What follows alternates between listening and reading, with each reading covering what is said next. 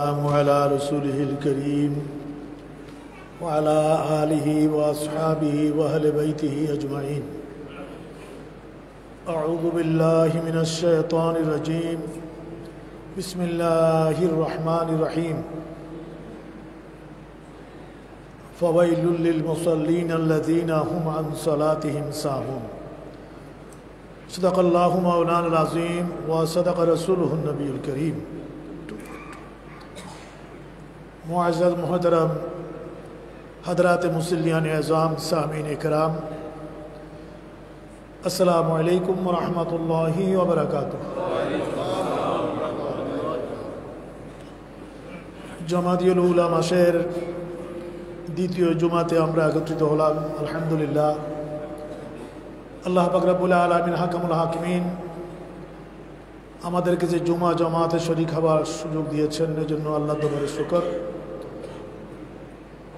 আমি রবিউল আউয়াল মাস এবং রবিউস সানি মাসের ধারাবাহিক আলোচনার পরে এই মাসের প্রথম জুমাতেই যেই বিষয়টি নিয়ে আমি আলোচনা আপনাদের খেদমতে রেখেছি, সেটা হলো ইসলামের একেবারে মৌলিক রকম ঈমানের পরে যেটির মর্যাদা, সেটি হচ্ছে সালাত বা আমাদের পরিভাষায় নামাজ। এই নামাজের প্রাসঙ্গিকতা নিয়ে আমি গত জুমাতে আপনাদের খেদমতে আলোচনা করেছি এবং আজকেও সেই প্রসঙ্গে আয়াতে কারিমা তেলাওয়াত করেছি, যাতে করে আমাদের মাঝে নামাজের মহব্বত, নামাজের ধারাবাহিকতা, নামাজের অভ্যাস, দস্তুর যেন আমাদের প্রত্যেকের মাঝে কায়েম হয়ে যায়। আল্লাহ পাক সে তৌফিক দান। আমরা নামাজ পড়ি না এমনটি নয়, তবে যারা নামাজ পড়ে তাদের এক সমস্যা, যারা পড়ে না তাদের অন্য সমস্যা।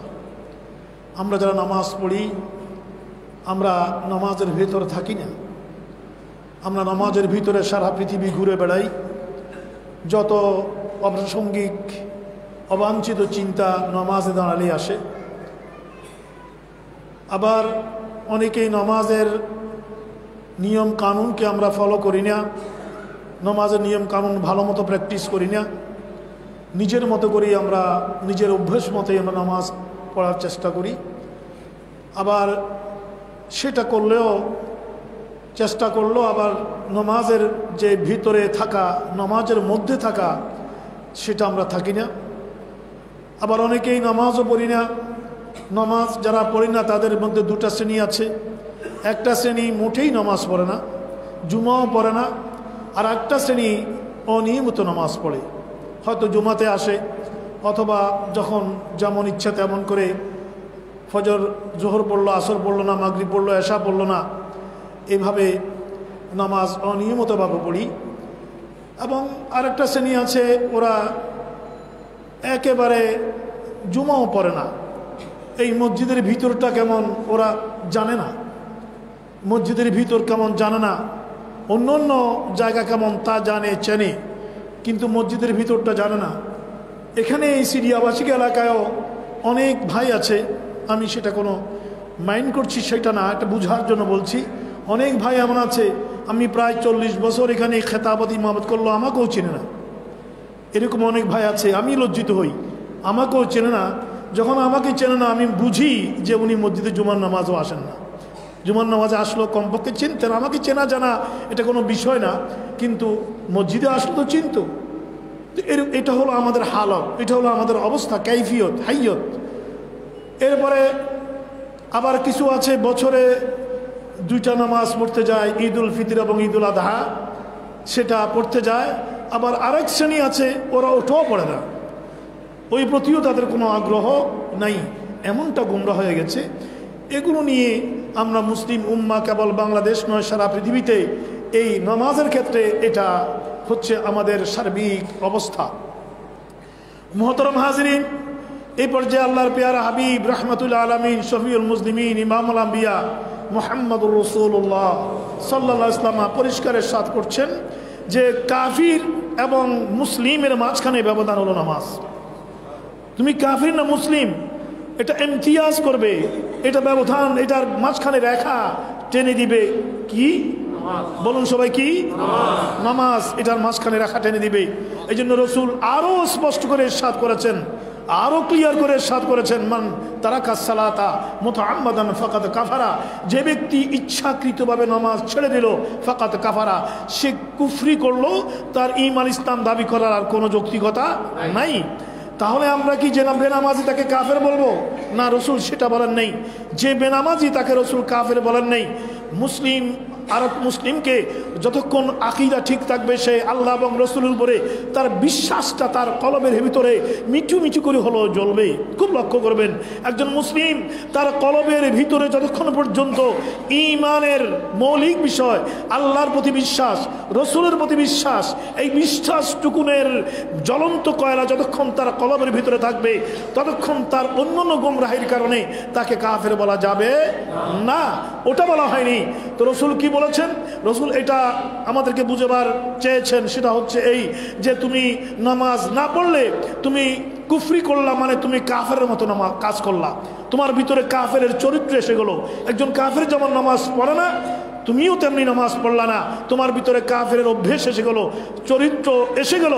এবং আমাদের মুহাদ্দিসিন ইসলামরা, আমাদের ইসলামের স্কলাররা এই হাদিসের উপরে ওরা যাঞ্চ পড়তাল করে, গবেষণা করে, চিন্তা ধান্দা করে ওরা বলেছেন এই কথা। এখানে নবীর হাদিসের উদ্দেশ্য হচ্ছে নামাজ না পড়নেওয়ালার দুটা অবস্থা আছে। যে নামাজ পড়বে না তার দুটা অবস্থা আছে। একটা হচ্ছে সে অলসতা অবশ্য নামাজ পড়ে না, কিন্তু নামাজের প্রতি তার শ্রদ্ধা আছে, নামাজের প্রতি শ্রদ্ধা আছে, নামাজ সে পড়তে চায়, কিন্তু শয়তানিয়তের কারণে, নফসানিয়তের কারণে সে নামাজ পড়ে না। তাকে নামাজ পড়তে বললে সে লজ্জিত হয়, সে লজ্জিত হয়, সে খেপে যায় না, সে লজ্জা পায়। হ্যাঁ হ্যাঁ পড়তে হবে, পড়বো পড়বো, হুজুর দোয়া করেন, ভাই দোয়া করেন, পড়বো, এটা। কিন্তু আরেকটা অংশ আছে, তাকে নামাজ পড়তে বললে সে খেপে যায়, সে বলে তুমি নামাজ পড়ে কি পেয়েছো, আমাকে কেন তুমি এটা বলবা। তার ইগুতে লাগে, ওর ইগুতে লাগে, সে খেপে যায়, সে খারাপ ব্যবহার করে, মিসবিহেভ করে, সে বলে এটা এগুলো করে কোনো লাভ নাই, কোনো ফায়দা নাই, সে নিশ্চিতভাবে কাফের হয়ে গেল। জোরে বলুন নাউযুবিল্লাহ। কারণ সেখানে ইনকার পাওয়া গেছে। এই দুই বেনামাজের মধ্যে এই অবস্থা। একজনের মধ্যে ইনকার নাই, তার মধ্যে এটা নিয়ে পাপ বোধ আছে, এটা আল্লাহর কাছে অনেক প্রিয় বিষয়, পাপ বোধ আছে, কিন্তু এর মধ্যে পাপ বোধও নাই, সে নামাজকে অস্বীকার করছে। এখানে নবীর হাদিসের উদ্দেশ্য হচ্ছে মান তারাকাস সালাতা মুতাআম্মাদান, মানে যে ইচ্ছাকৃতভাবে নামাজকে সে নামাজকে অস্বীকার করলো, যে ইচ্ছাকৃতভাবে নামাজকে অস্বীকার করলো, এগুলো করে কোনো লাভ নাই, ফাকাদ কাফারা। এই শ্রেণীর মানুষগুলো ঈমান ইসলাম দাবি করার আর কোনো যৌক্তিকতা নাই। আর যে নামাজ পড়লো না কিন্তু পাপ বোধ আছে, অন্যায় বোধ আছে, তাকে আস্তে আস্তে আস্তে আস্তে তাকে নসিহত করে করে নামাজের দিকে আনা। যারা নামাজি, এটা তাদের উপরে এই দায়িত্বটা বর্তায়। আল্লাহ পাক তৌফিক দান করুন। এই দায়িত্ব আদায় করবে কে? এই দায়িত্বটা কার উপরে? এই দায়িত্ব আদায় করবে মা বাবা ছেলে মেয়েদের ব্যাপারে। পরিবারের যে প্রধান, দায়িত্ব আদায় করার পরে সে যদি সেটা না শুনে, তাহলে আপনার আর কিছু করার নেই। কিন্তু আপনাকে দায়িত্ব পালন করতে হবে, কঠোরতা করতে হবে। আপনার পরিবার পরিজন শুধু নয়, আপনি যে অফিস আদালত পরিচালনা করছেন, যে কার্যালয়ে আছেন, যেখানে অফিস আপনার ক্ষমতায় চলে, আপনি সেখানে কর্মচারীদেরকে নামাজ পড়ার সুযোগ দিতে হবে আর নামাজ পড়তে বাধ্য করতে হবে। অনেক গাড়ির ড্রাইভার আছে, আপনারাও দেখেছেন, আমিও জানি, ওদেরকে বলতে হয় না, ড্রাইভার নিজেও নামাজের সুযোগ দেয় আর নিজেও সে নামাজ পড়ে নেয়। এরকম অনেকে আছে। আবার অনেক ড্রাইভার আছে, তাকে নামাজ পড়ার কথা বললে সে এটাকে পাত্তা দেয় না, বরঞ্চ মিসবিহেভ করে, অনেক কিছু বলে। হ্যাঁ, এটা তো এটা জায়গায় জায়গায় মানুষ এটা ভেরি করে, এটা মানুষে ভেরি করে। আপনার অফিসে, আপনার চৌহাদ্দির ভিতরে আপনার একটা ছোট্ট দোকান আছে, দুজন কর্মচারী আছে, আপনি নামাজ পড়তে হবে আগে, তাকেও নামাজ পড়তে আপনি উৎসাহিত করতে হবে। উৎসাহিত না হলে তাকে বাধ্য করতে হবে, নামাজ পড়তে বাধ্য করা যাবে। এটা সেটা আমি তো গত জুম্মাতে বলেছি, আপনি নামাজ না পড়ার কোনো অধিকার আপনার নাই। এটা আপনার পার্সোনাল ম্যাটার নয়, এটা আল্লাহ এবং রসুলের পক্ষ থেকে বিধান, এটা আপনাকে মানতে হবে। আপনি বাউন্ড, এটা আপনাকে মানতেই হবে। অতএব আপনার চৌহাদ্দির ভিতরে আপনার যে পরিবেশ এনভায়রনমেন্টটা আছে, ওটার ভিতরে যদি আপনি নামাজটা আদায় করার জন্য ব্যবস্থা করে দেন, ঘরে একটা ছোট্ট জায়গা রাখেন পরিবার পরিজন নামাজ পড়ার জন্য, অফিসে যদি একটা ছোট্ট ইবাদতখানা রাখেন নামাজ পড়ার জন্য, নামাজের সময় সব স্টপ, সব স্টপ, আর কোনো কিছু নেই, সমস্ত কাজ স্টপ হয়ে গেল। ইজা নুদিয়া লিসসালাতে মিন ইয়াউমিল জুমা, এটা জুমা সম্পর্কে বলা হলো, সব নামাজ সম্পর্কে এটা প্রযোজ্য হবে। যখনই মুয়াজ্জিন ডাক দেবে হাইয়া আলাস সালাহ, হাইয়া আলাল ফালাহ, এই ডাক যখন দিবে আপনার অফিসে স্টপ, আপনার ড্রাইভিং স্টপ, আপনার কাজকর্ম সব বন্ধ হয়ে গেল। বিরতি নামাজের জন্য আপনি চলে আসবেন মসজিদের দিকে। এটাই হচ্ছে ইসলামের বিধান, এটা হচ্ছে আল্লাহর আহ্বান। আল্লাহ পাক সে পরিবেশ দান করুন। সবাই একসাথে বলি আমিন।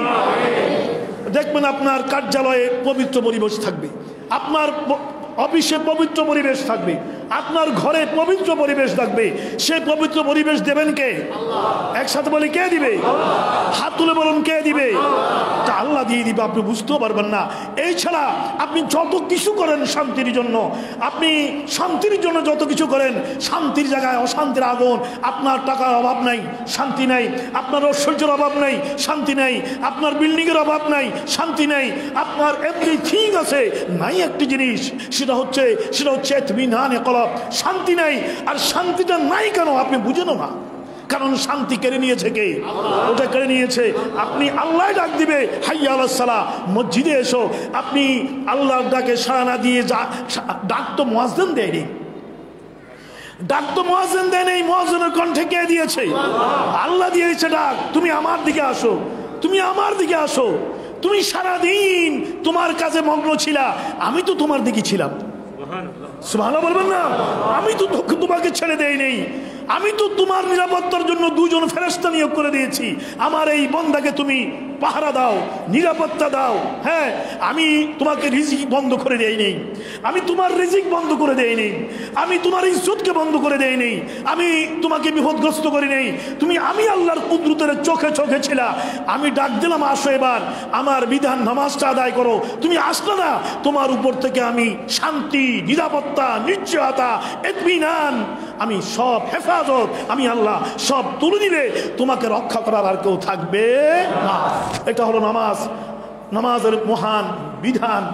এই জন্যই আল্লাহর পেয়ারা হাবিব ইরশাদ করেছেন যে নামাজ আমার কলবের শান্তি, এটা আমার কলবের শান্তি, এটা আমার চোখের পুতুলি। সুবহানাল্লাহ বলবেন না? এটা আমার চোখের শান্তি, আমার চোখের শীতলতা, এটা আমার কলবের প্রশান্তি। আল্লাহ পাক তৌফিক দান করুক। এখানেই তো শান্তি। তো যে আয়াতে কারিমা আমি পড়েছি, এটা সূরা মাউনের ভিতরে আরো আইতাল্লাজি, এই সূরার ভিতরে এই আয়াতে কারিমা আছে। এটার উপরে আমি আলোচনা আরো অব্যাহত রাখবো ইনশাআল্লাহ।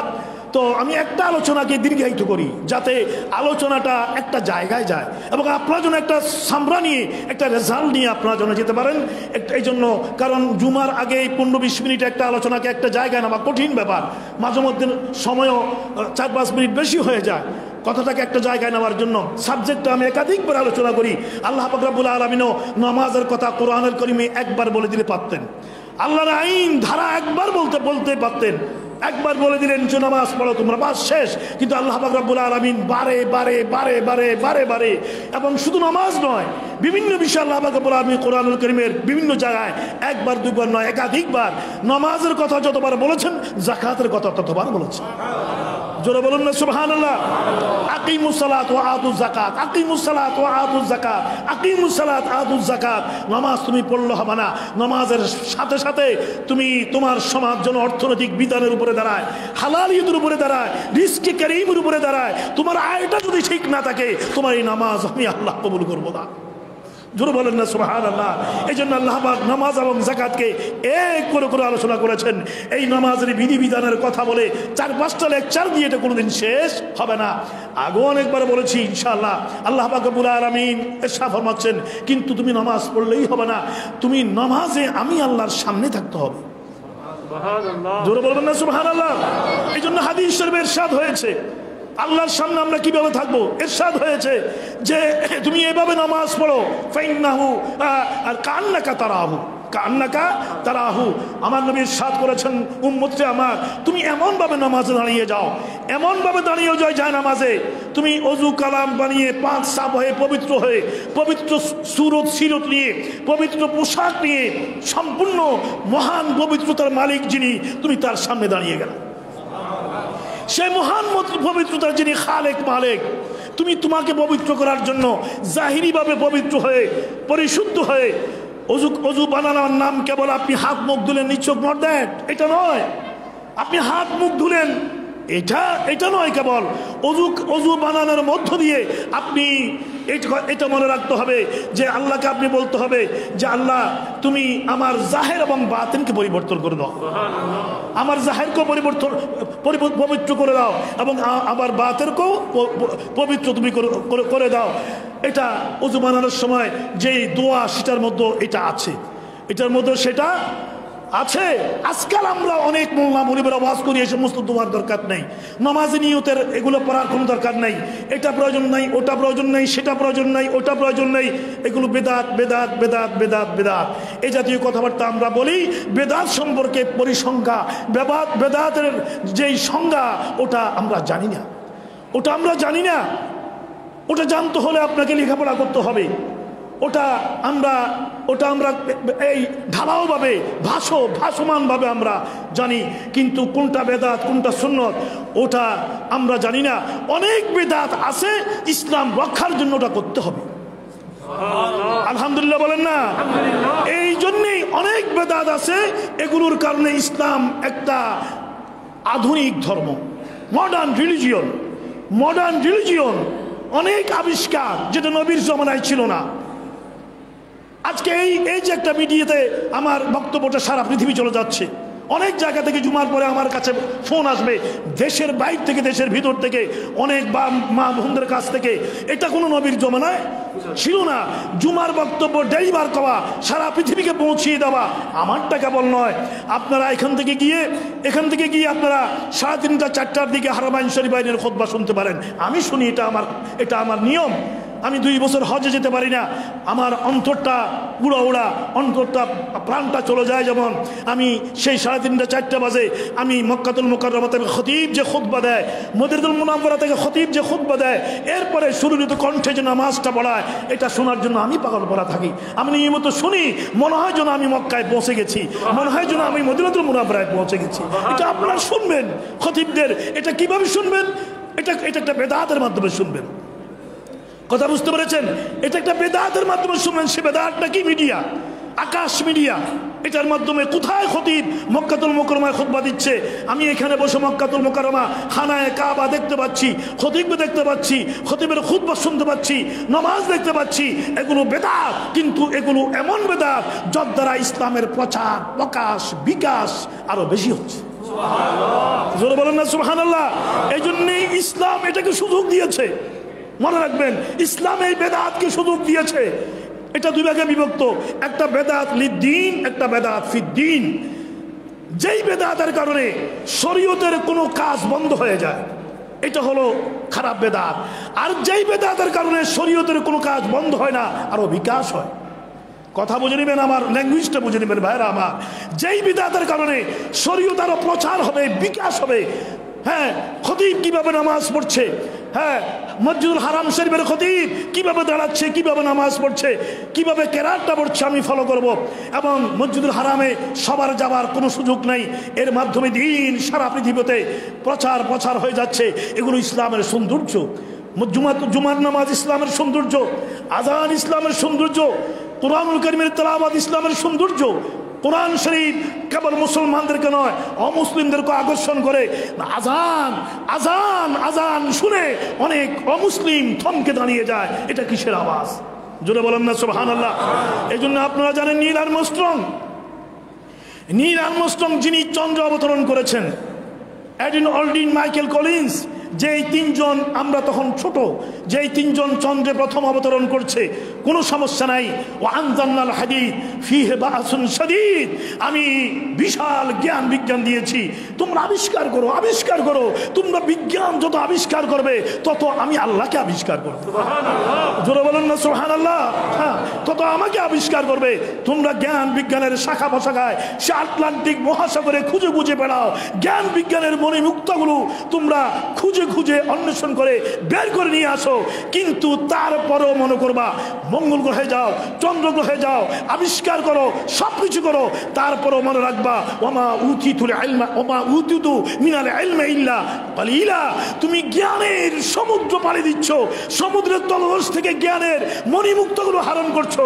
মনে রাখবা মা উতিতু মিনাল ইলমি ইল্লা কালিলা, এরপরও আমি খোদার বিশাল জ্ঞান বিজ্ঞানের রাজ্যে তোমাকে আমি এত সামান্যটুকুন দিয়েছি। সুবহানাল্লাহ বলবেন না? সামান্য দিয়েছি, তুমি তোমাকে বড় বৈজ্ঞানিক মনে করবে না, বড় স্কলার মনে করবে না, অহংকারী হবে না। মুহূর্তে আমি আল্লাহ অহংকার বিনাশ করে দেব, শেষ করে দেব। জ্ঞান বিজ্ঞানের আধার আবিষ্কারক স্রষ্টা আমি খোদা লা ইলাহা ইল্লাল্লাহ। যে আমাকে পেল সে জ্ঞান বিজ্ঞানকে পেল। সুবহানাল্লাহ, আলহামদুলিল্লাহ বলেন না? সে জ্ঞান বিজ্ঞানকে পেল। তো মুহতারাম হাজরিন, নীল আর্মস্ট্রং উনি ওনার যুক্তরাষ্ট্র থেকে একটা মুসলিম রাষ্ট্রে সফরে এসে উনি বিমান থেকে সিঁড়িতে যখন নামছেন তখন উনি থমকে দাঁড়ালেন। সবাই মনে করলো উনি কোনো অসুস্থ হয়েছেন কিনা, উনি এরকম অস্বাভাবিক আচরণ কেন করছেন। সবাই ওনার জন্য প্রস্তুতি নিচ্ছে। উনি বললেন যেন একটু আমাকে অবকাশ দাও, একটু আমাকে সময় দাও। এই যে একটা সাউন্ড আসছে আমি একটা শুনিনি, এটা আমি একটু শুনিনি। What is this? এটা কি? আমি একটু শুনি। আজান এক মুহূর্তে শেষ হলো। উনি জিজ্ঞেস করলেন যে এটা কিসের আওয়াজ? ওরা বলল এটা মুসলমানদের মসজিদ থেকে, মসজিদের মিনারা থেকে আজানের আওয়াজ। জোরে বলুন আল্লাহু আকবার। এটা মুসলিমদের মসজিদ থেকে আজানের সাউন্ড, এটা আজানের আওয়াজ। উনি বললেন আমি আমার প্রশ্নের জবাব পেয়ে গেছি।